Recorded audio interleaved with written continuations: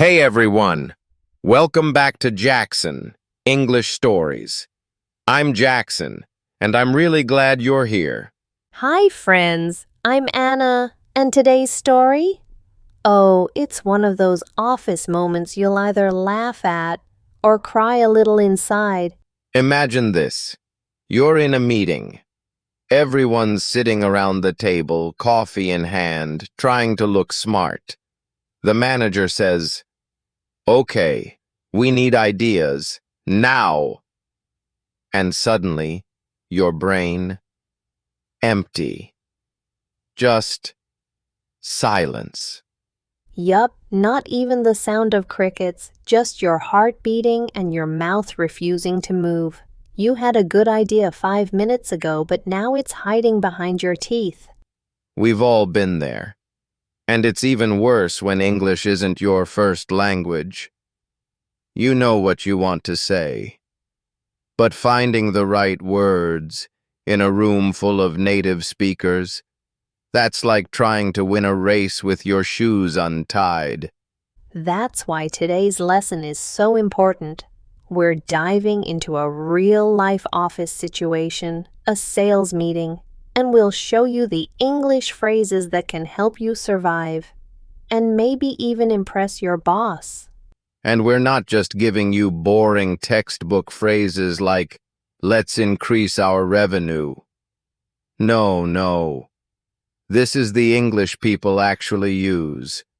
Phrases like drive sales or it'll never fly.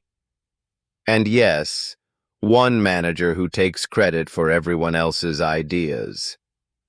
Of course, there's always one.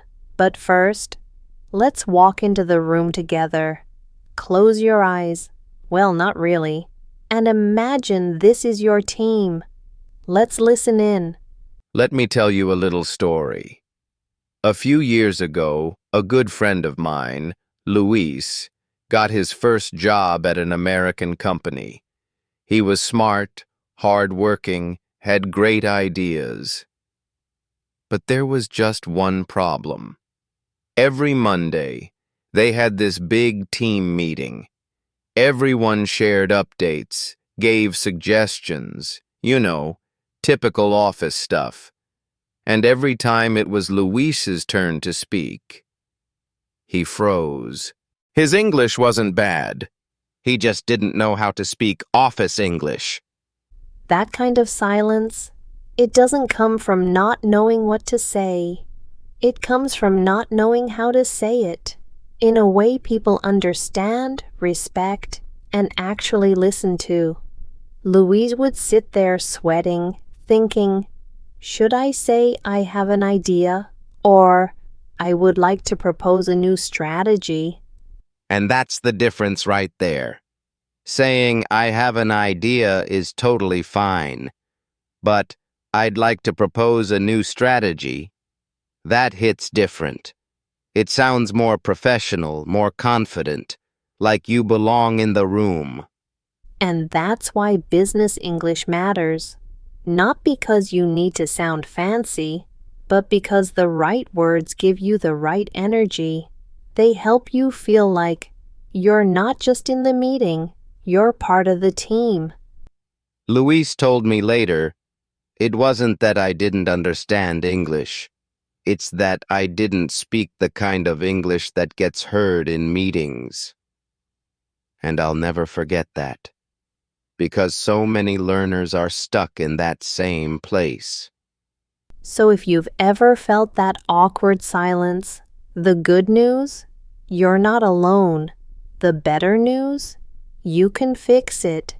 That's why today we're going into a real business meeting, and we'll break down the words, the rhythm, and the mindset you need to speak up without freaking out.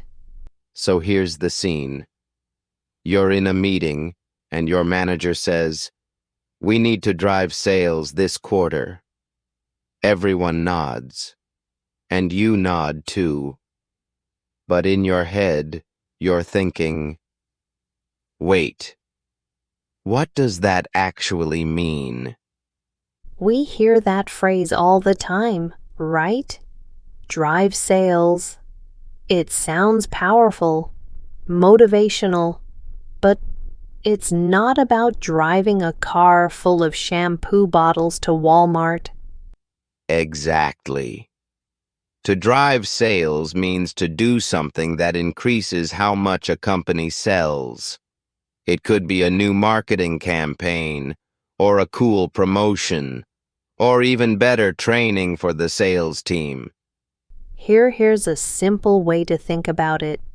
If sales is a car, then drive is anything that moves that car forward. Ads, discounts, emails, a viral TikTok, it all counts. Let me give you a real example.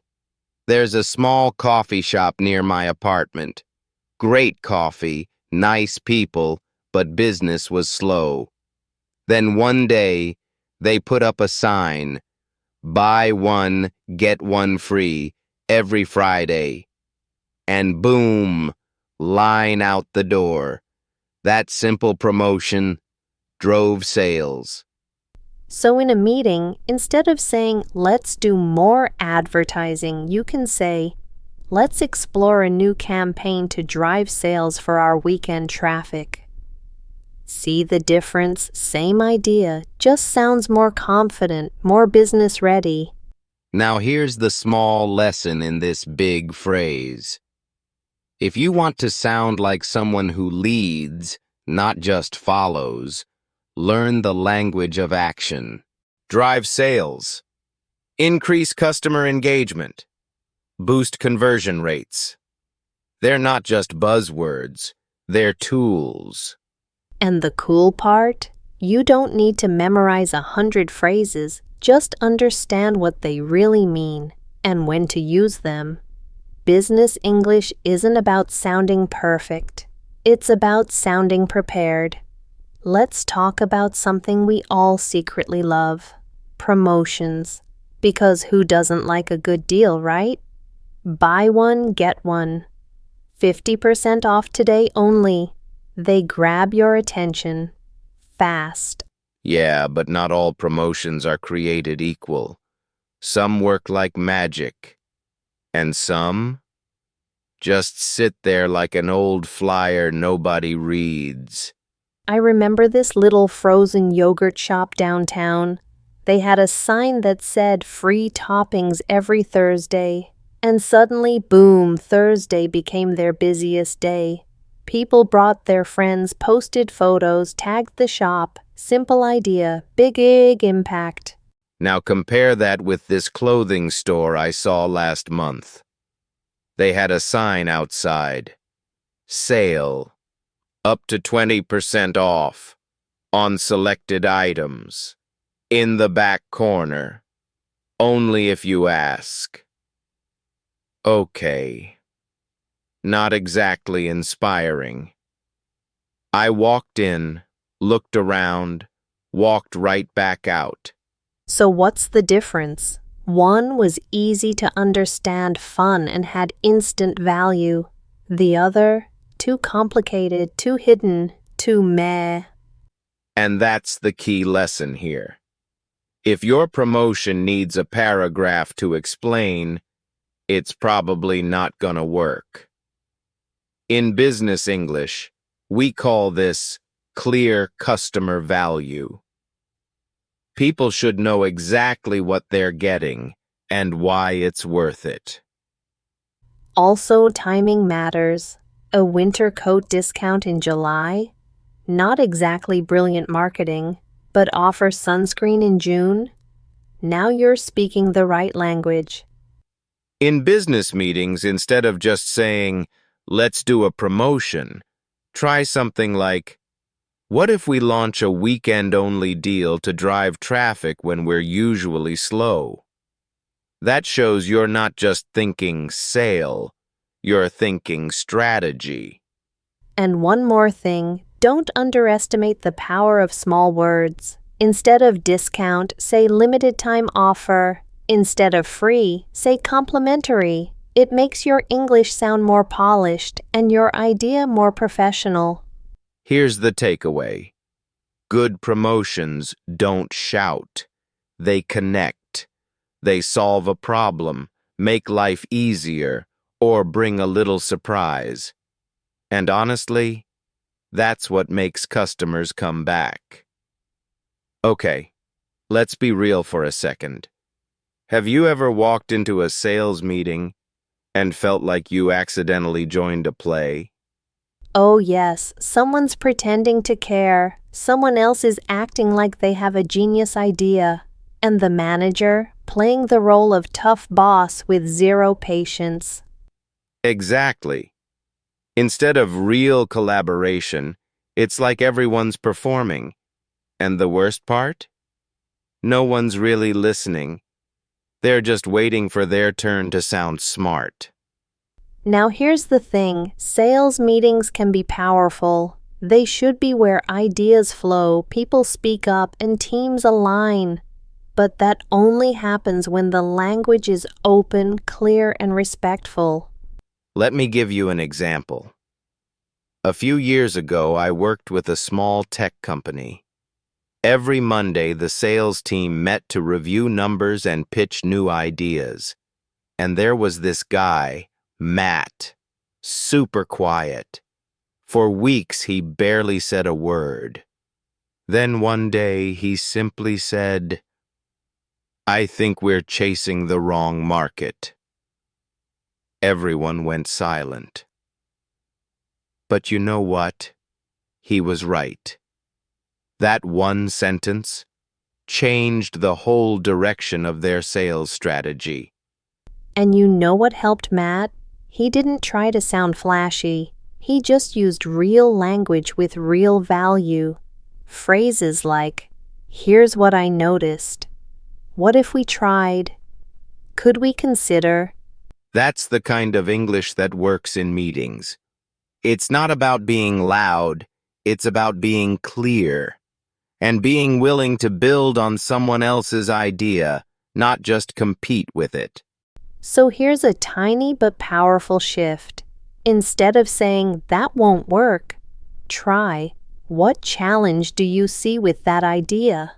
Now you're not killing the conversation, you're opening it. Sales meetings don't have to feel like theater, but they do need structure. And language is a big part of that structure. Because when people use respectful, strategic English, real decisions happen. And suddenly, it's not just a meeting, it's momentum. So picture this. You're in a team meeting. Your coworker just suggested something that, honestly, sounds a little off. And without thinking, you say, "That's a bad idea." Oof. That's one way to kill the vibe. Even if you're right, you've just shut the door on the whole conversation and probably made someone feel pretty small. Here's the thing. Corporate English is not just about vocabulary. It's about tone. You can have the right idea, but if your words feel too harsh, no one wants to hear them, especially in a room full of professionals. So let's fix that. Let's talk about a few phrases we hear all the time and why they might need an upgrade. Number 1. Let's lower our prices. Now that might sound simple, but in a business setting, it can come off as weak or reactive. A better way? Try. Let's reevaluate our pricing strategy to stay competitive. Boom. Now you're not just cutting prices, you're leading the conversation.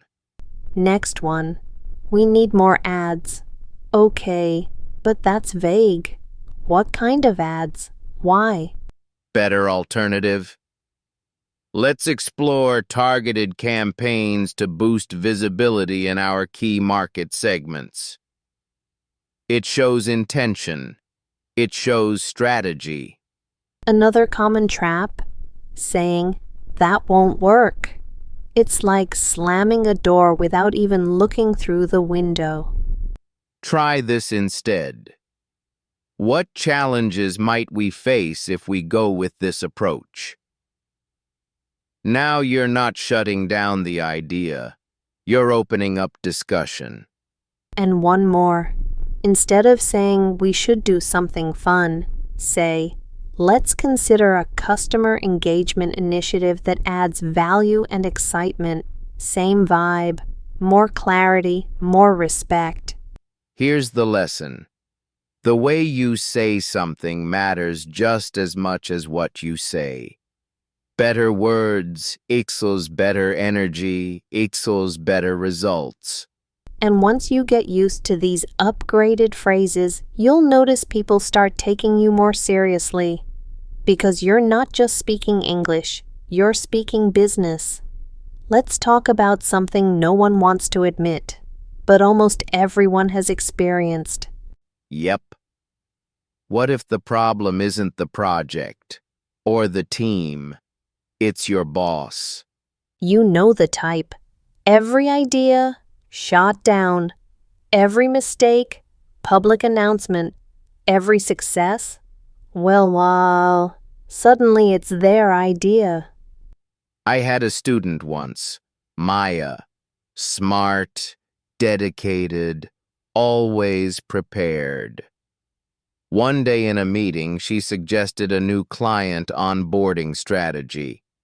Her boss said, "That's not useful. Let's move on." 10 minutes later, he pitched the exact same thing as his own idea. Oh no. Classic boss move. So what do you do in a situation like that? Especially if English isn't your first language. That's the challenge. You want to stay professional, but you also don't want to disappear.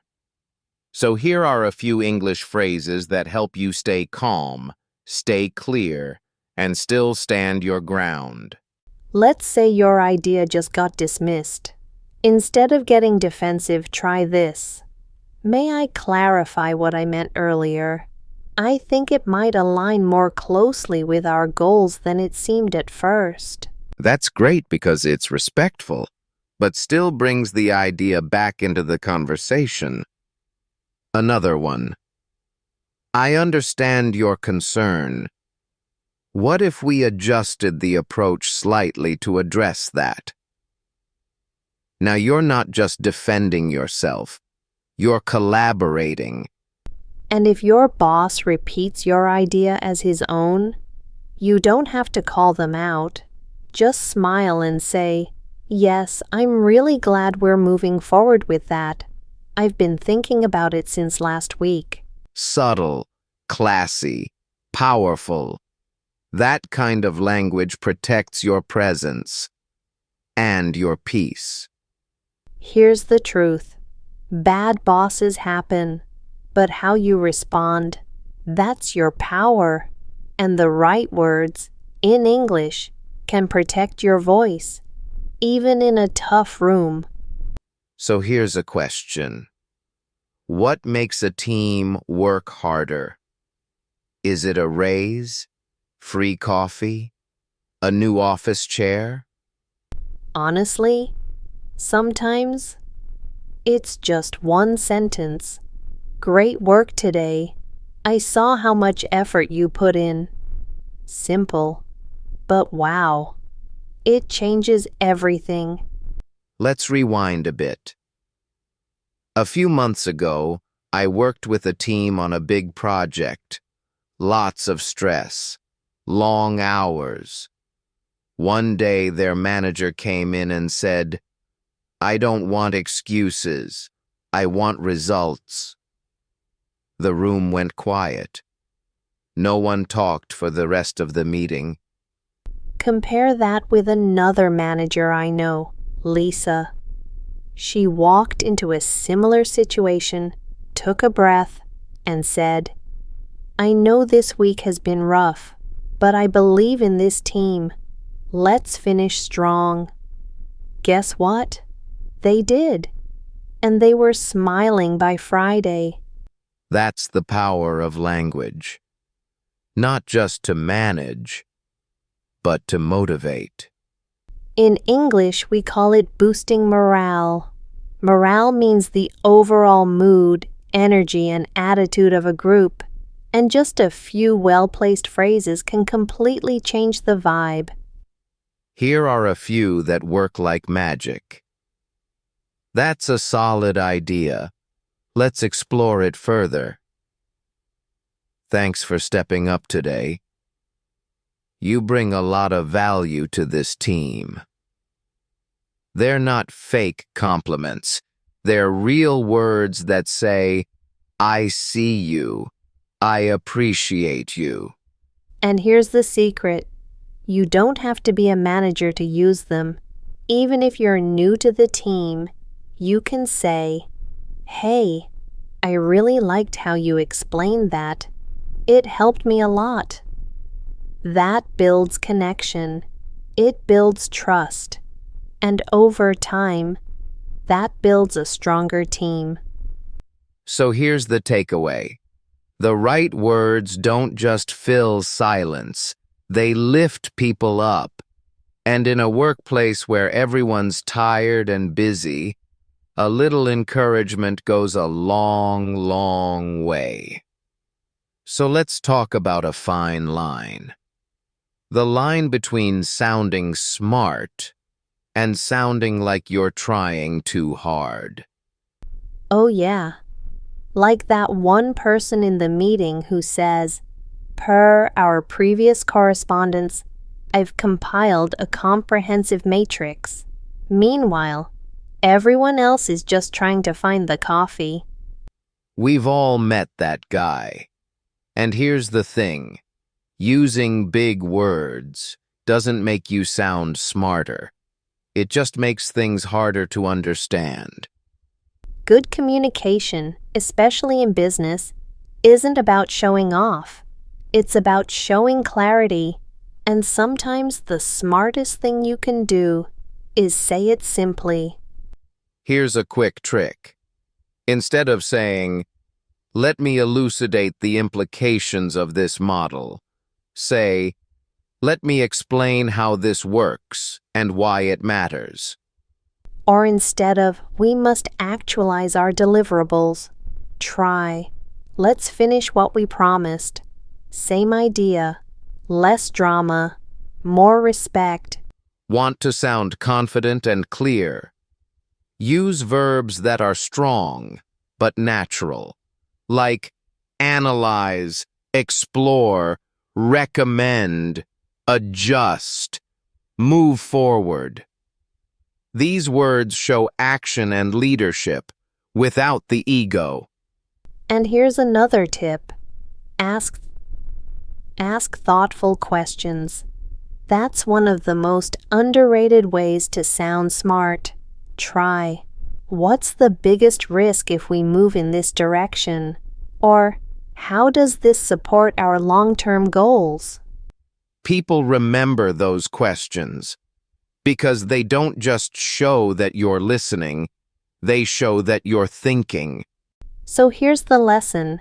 Sounding smart isn't about sounding fancy. It's about sounding real, engaged, and useful.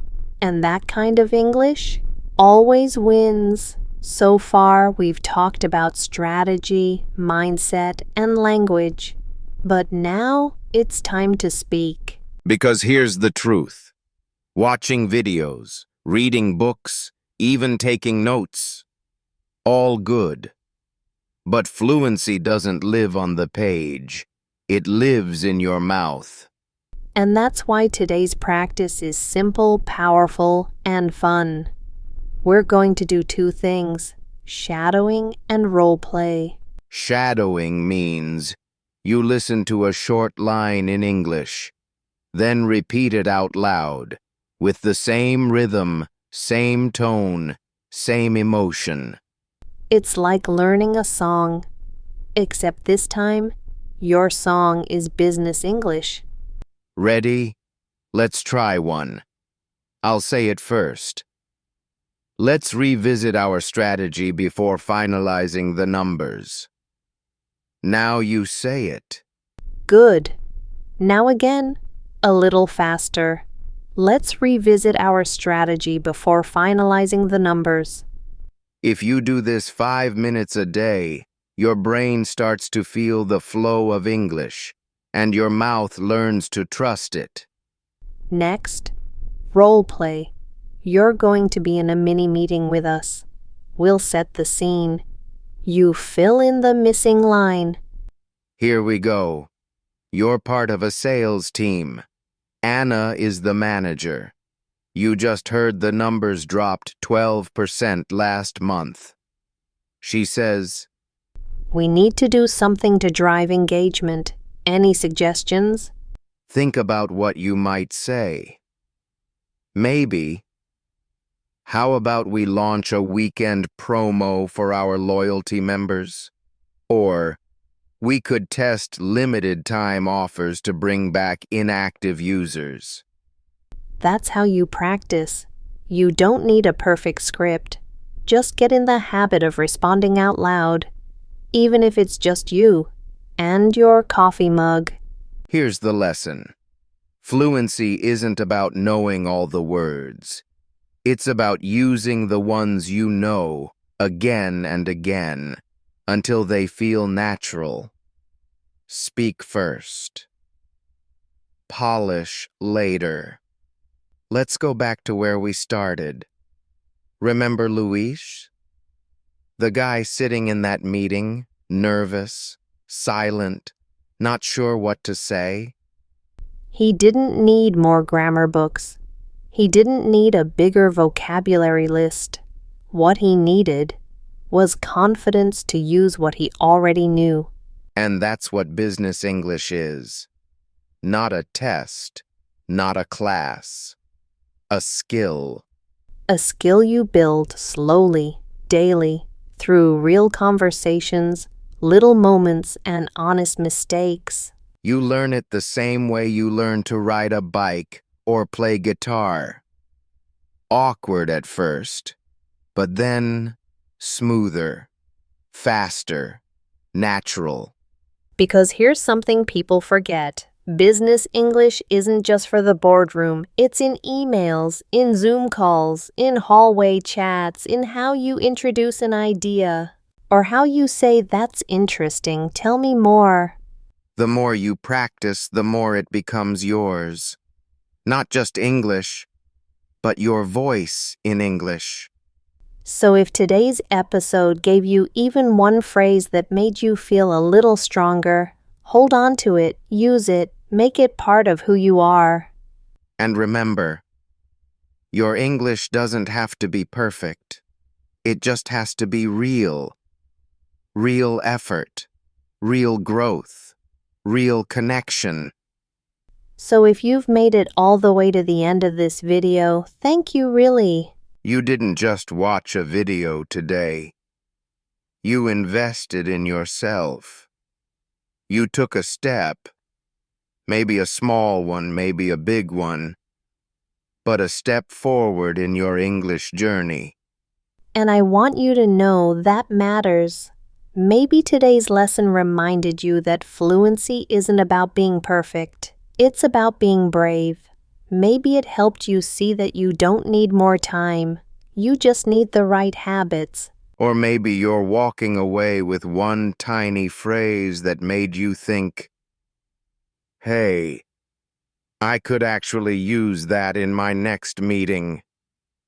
And if that's true, then this video did its job. Here's what we'd love you to do next. Drop a comment below and tell us, what's one phrase you learned today that you're going to start using? Also, if you enjoyed this kind of deep, practical, and honest content, please consider subscribing to Jackson English Stories. It helps the channel grow, and more importantly, it helps this community grow. And hey, share this with a friend who's learning too. Sometimes the right words at the right time can change everything. Until next time, keep learning, keep speaking, and remember, your story matters. And in English, you can tell it beautifully.